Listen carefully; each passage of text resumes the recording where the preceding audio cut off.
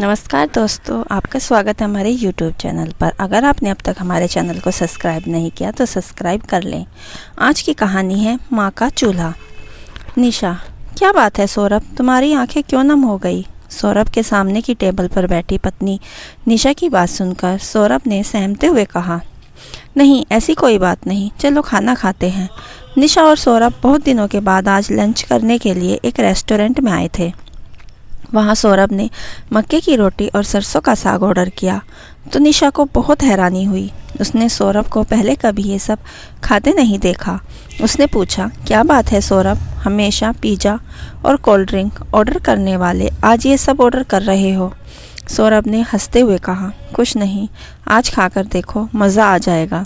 कुछ देर में वेटर खाना टेबल पर सजा गया।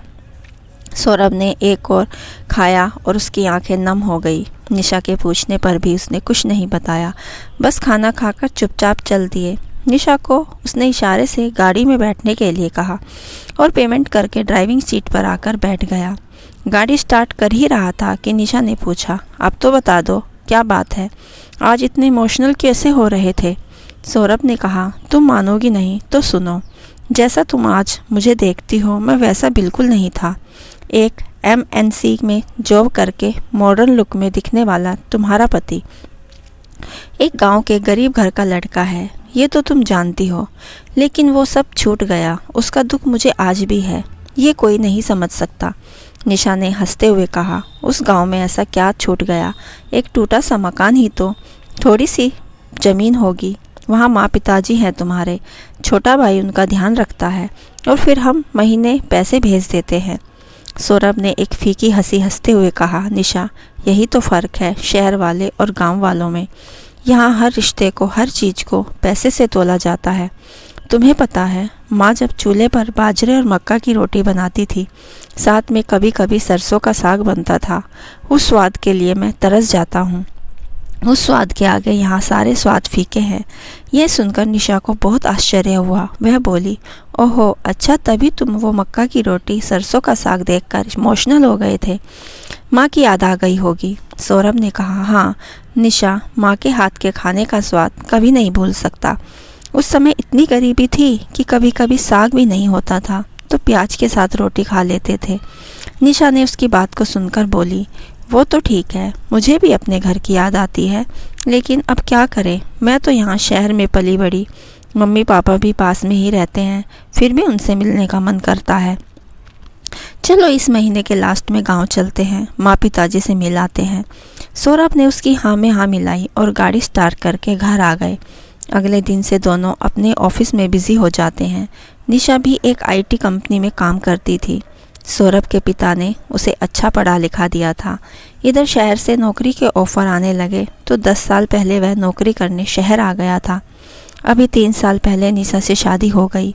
उसके बाद वो गांव में जाना आना कम हो गया, बस वो हर महीने कुछ पैसे भेज देता था, शायद उसे ही अपना फ़र्ज समझता था।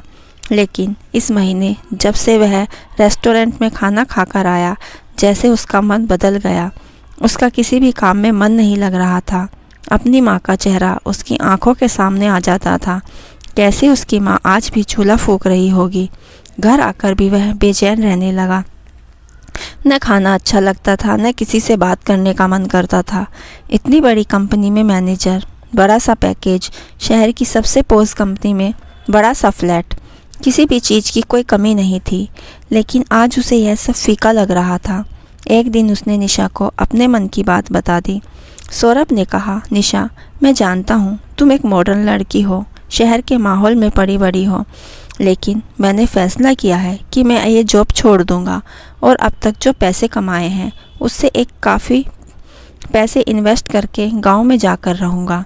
निशा को अब तक महीने के लास्ट में 2 दिन के लिए गांव जाने की बात कर रही थी।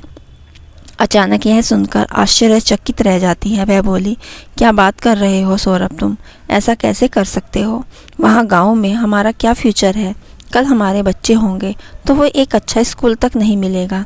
तुम इतनी अच्छी जॉब सब कुछ दांव पर कैसे लगा सकते हो? मेरा क्या होगा, मैं गांव में कैसे रहूँगी? सौरभ बोला, मैं तुम्हें फोर्स नहीं कर रहा हूँ, तुम अपनी जॉब करती रहो, मैं कभी कभी तुमसे मिलने आ जाया करूँगा। लेकिन अब मैं अपना जीवन पैसे के पीछे भागने में नहीं लगा सकता। तुम सोचो, अभी कोई जल्दी नहीं है।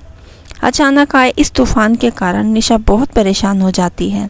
वह सौरभ के बिना रहने की कल्पना भी नहीं कर सकती थी। निशा के अपने मम्मी पापा से बात की, उन्होंने भी सौरभ को समझाया, लेकिन सब बेकार हो गया। सौरभ का मन शहर की भाग दौड़ से अब ऊब चुका था। वह गांव में रहकर कुछ करना चाहता था, थोड़ा कमाकर संतुष्ट रहना चाहता था। सारी कोशिशों के बाद निशा ने सौरभ से कहा, सौरभ, मैं एक बार गांव जाकर सासू जी और ससुर जी से बात करना चाहती हूँ। शायद उनके समझाने से आप मान जाएं। इस घर को बेचने की यह आखिरी कोशिश मैं करना चाहती हूँ। महीने के लास्ट में दोनों गांव पहुंच जाते हैं। माँ पिता से मिलकर सौरभ रोने लगता है। निशा यह देखकर इमोशनल हो जाती है। रात के खाने के समय सौरभ की माँ राधिका जी पूछती हैं, बेटा क्या खाना बनाऊं? सौरभ वही मक्के की रोटी और सरसों के साग की फरमाइश करता है।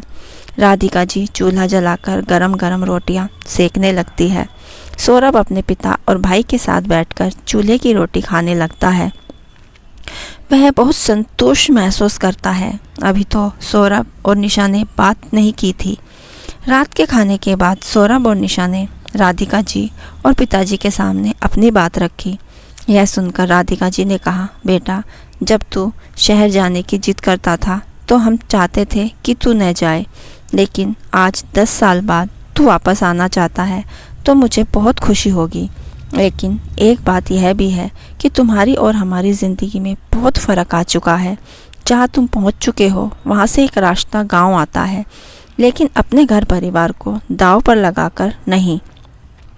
जीवन में तुम्हारी जिम्मेदारी निशा के लिए ज़्यादा है। माता पिता कल नहीं होंगे।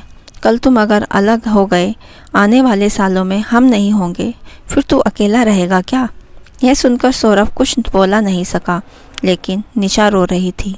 वह बोली, माँ जी, मैं भी चाहती हूँ कि ये आपके साथ रहें, लेकिन सब कुछ छोड़कर यहाँ आना क्या ठीक होगा? यह सुनकर राधिका जी ने उसे चुप करवाती है। बेटा सौरभ, माँ का चूल्हा हमेशा तेरा इंतज़ार करता रहेगा। जब भी तू गांव आएगा तुझे वही रोटी खाने को मिलेगी, लेकिन उसके लिए अपने घर के चूल्हे को बुझा देना कोई समझदारी नहीं है। सौरभ बोला, माँ मुझे लगता है मुझे आपके साथ रहना चाहिए। माँ बाप को छोड़कर तरक्की करने का क्या लाभ? यह सुनकर राधिका जी ने कहा, बेटा तू चीज़ों का समय निकाल सकता है। जब हमें तुझे गांव में रखना चाहते थे उस समय तू मान जाता, यही कुछ कर लेता, यहीं की लड़की से शादी कर लेता तो सब ठीक था। लेकिन अब यह सब करना गलत होगा। मैं तुझे आने से मना नहीं करना चाहती, लेकिन पत्नी को छोड़ देना मैं कभी बर्दाश्त नहीं कर सकती। सौरभ के पिता ने भी सख्त लिहाजे से सौरभ को गांव आने के लिए मना कर दिया। सौरभ को अब समझ आ चुका था कि अब गांव उसका नहीं रहा। वह गांव में केवल मेहमान बनकर आ सकता है। अगले दिन सौरभ निशा के साथ वापस आ जाता है। रास्ते भर में कोई बात नहीं होती। इधर निशा परेशान थी कि पता नहीं सौरभ क्या फैसला करेगा। घर पहुंचकर सौरभ ने निशा से कहा, निशा मैं गलत था, मैं भावना में बह गया। अब से मैं हमेशा तुम्हारे साथ रहूँगा। शायद मेरे लिए माँ का चूल्हा अब ठंडा हो चुका है। दोस्तों, माँ का चूल्हा, यह कहानी आपको अगर अच्छी लगी हो तो हमें कमेंट करके ज़रूर बताएं, और कहानी अच्छी लगी हो तो हमारे चैनल को सब्सक्राइब करना ना भूलें। कहानी पूरी सुनने के लिए दिल से धन्यवाद।